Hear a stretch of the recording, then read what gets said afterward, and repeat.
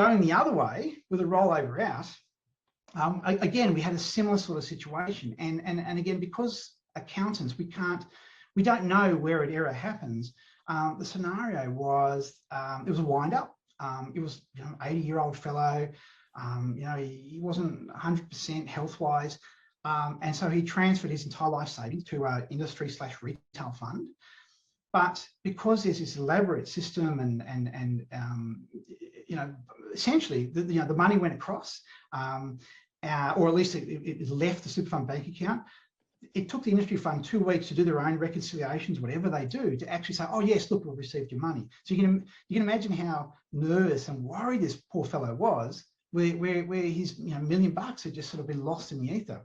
And look, just on that note, one of the other issues that accountants have raised with us is that when you do these rollovers out, the way it works is that the ESA system will spit out basically the bank account details of the receiving fund. So the accountant has to give that to the trustee and get the trustee to actually make the payment.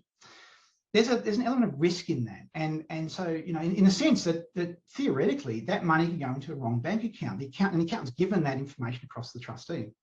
So in order to remove that risk, accountants are saying to the trustee, ring up your receiving fund, confirm that these bank details are correct. And I would encourage everyone just to remove that area of risk off from the table.